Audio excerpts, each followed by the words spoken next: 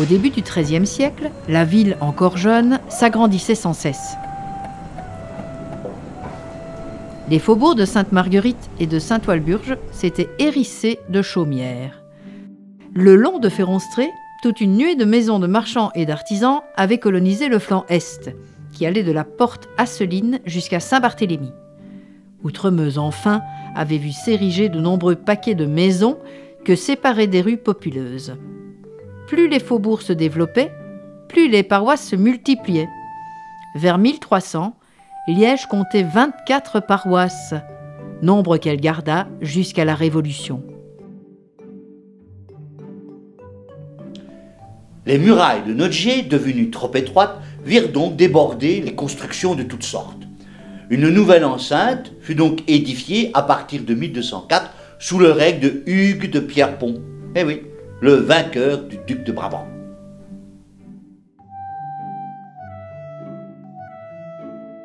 Cette muraille englobait cette fois le quartier de Hors-Château et courait du pont d'Avroy jusqu'à l'actuelle passerelle. Les travaux, hélas, n'étaient pas achevés quand les soudards du duc de Brabant se jetèrent sur la cité endormie en 1212. La muraille ne fut achevée qu'en 1215, 3 ans trop tard. L'ancienne tour en bêche qu'on aperçoit sur cette gravure et qui a disparu faisait partie de cette muraille. Le mot de bêche vient du wallon betch, c'est-à-dire bec, car le sol formait souvent des coins ressemblant à des becs de coq. La bâtisse était bien connue des Liégeois, visible de loin sur son coude de Meuse, lorsque celle-ci était rejointe par son affluent, l'Ourthe. De l'autre côté du fleuve se trouvait la tour des Croisiers. De l'une à l'autre pouvait être tendue une énorme chaîne destinée à faire barrage aux embarcations indésirables, en particulier en temps de guerre. Les deux tours n'existent plus, détruites au XIXe siècle. Mais la tour en bêche, située à l'extrémité du quai Churchill, tout près du pont Kennedy, a laissé son nom à la petite rue de la Tour en bêche. La rue des Remparts, dans le quartier de Hocheport, est un autre vestige de cette antique muraille, bien qu'il n'en reste matériellement pas grand-chose.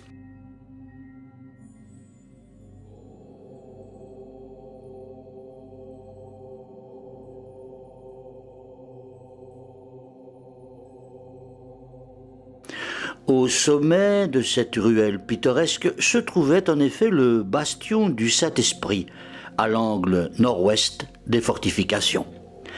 Réédifié au XVIIe siècle, ce bastion est un ancien chemin de ronde de la muraille du Moyen Âge.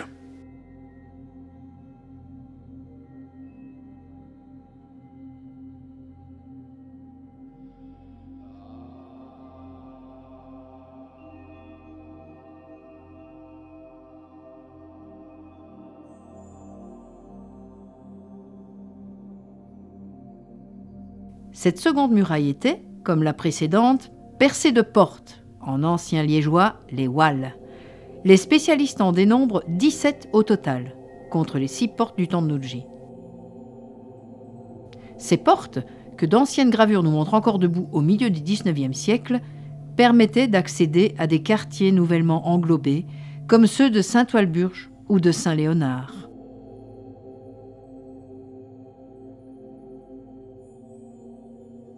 Mais elles sont splendides, ces portes. Pourquoi on les a détruites? Pour faire de la place. C'est au XIXe siècle, la ville grandissait à vue d'œil. Et personne n'a pensé à les protéger. Seuls quelques férus d'histoire se sont offusqués, mais pour la plupart des gens, c'était seulement des vieux murs. Quels iconoclastes. Je vois que ton vocabulaire s'enrichit.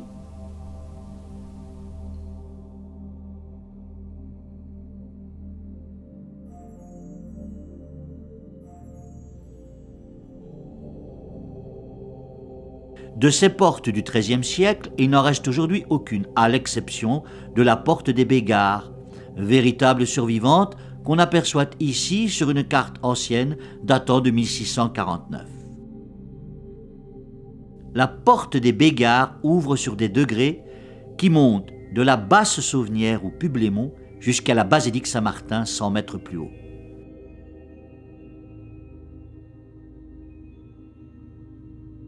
Les Bégards étaient des moines franciscains qui, comme les Béguines, n'avaient pas formé de vœux définitifs.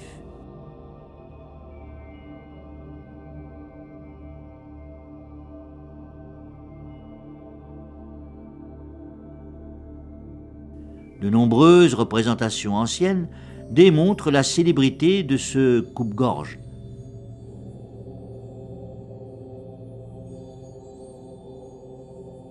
La tour a été restaurée en 1974, comme on le voit ici.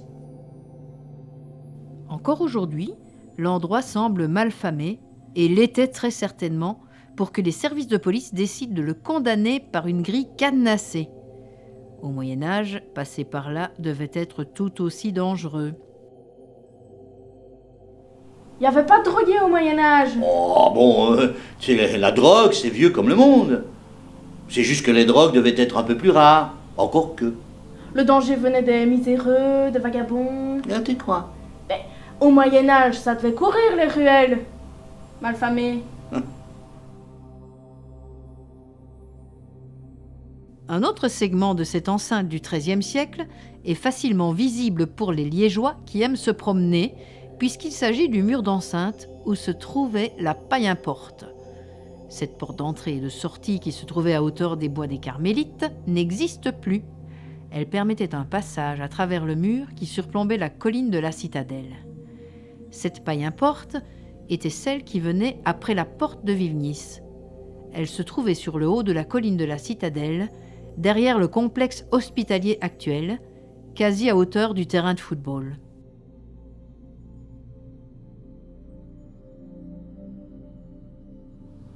Je sais d'où vient le nom. Ah, il vient de... Païen-porte, la porte des païens. Mais non, le lieu-dit tire son nom d'une famille de patriciens qui possédaient là des domaines, les païens. Oh, zut! On peut voir ici une partie de la muraille, constituée de moellons de grès-houillés.